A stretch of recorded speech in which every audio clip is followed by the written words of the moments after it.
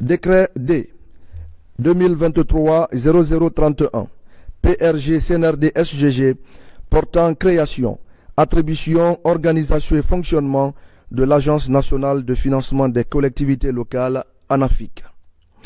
Le président de la transition, vu la charte de la transition, décrète. Chapitre 1, dispositions générales. Il est créé un établissement public administratif EPA, dénommé Agence nationale de financement des collectivités locales, en abrégé ANAFIC, placé sous la tutelle technique du ministère en charge de l'administration du territoire et de la décentralisation et sous la tutelle financière du ministère en charge des finances. L'ANAFIC est chargé de l'opérationnalisation des fonds suivants. Fonds national de développement local FNDL, institué par la loi L 2016-0016 AN du 18 janvier 2016 portant loi de finances 2016. Fonds de développement des communes de Conakry-Fodécon, institué par la loi L 2019-0051 AN du 24 décembre 2019 portant loi de finances 2020. 3. Fonds de développement économique et local FODEL, créé par décret D 2017-285 PRG-SGG du 31 octobre 2017, conformément aux dispositions définies dans l'article 130 de la loi portant code minier. Ces différents fonds constituent des sources de financement destinées au développement des collectivités locales.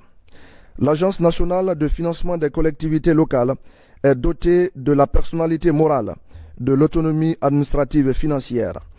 La direction générale de l'ANAFIC a son siège à Conakry et dispose d'antennes régionales installées dans chaque capitale régionale. Chapitre 2, missions et attributions. Chapitre 3, organisation et fonctionnement. L'ANAFIC est doté des structures et organes suivants. Le conseil d'administration CA, la direction générale, l'agence comptable, le contrôle financier. Le conseil d'administration. Le président et les membres du CA de l'agence sont nommés par décret du président de la République.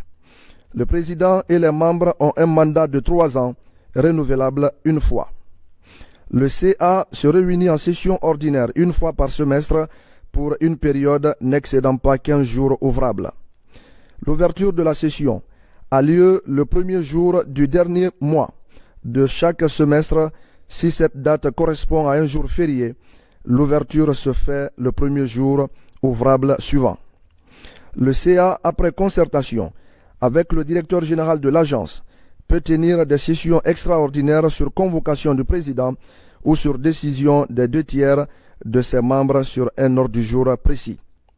Le directeur général tient les procès-verbaux du conseil d'administration. La direction générale.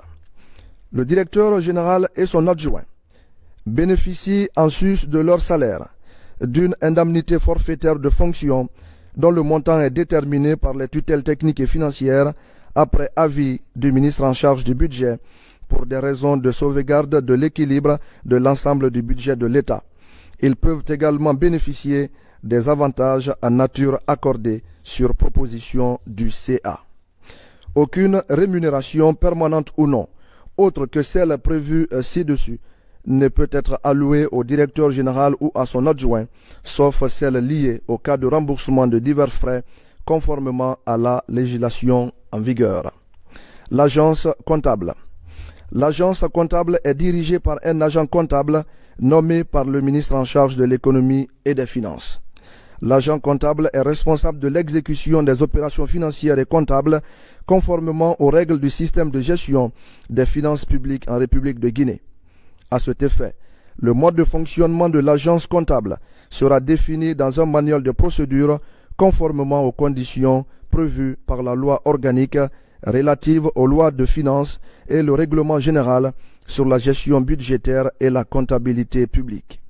L'agent comptable assiste aux sessions du conseil d'administration avec voix consultative.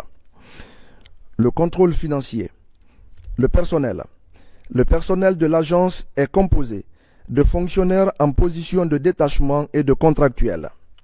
Le personnel en position de détachement peut percevoir, en sus de son salaire, une prime de fonction fixée par le conseil d'administration. Le personnel contractuel bénéficie d'une rémunération également déterminée par le CA qui tient compte des conditions du marché. Les primes et rémunérations accordées au personnel sont préalablement approuvées par le CA et validées par les ministres de tutelle technique et financière ainsi que le ministre en charge du budget. Les ressources.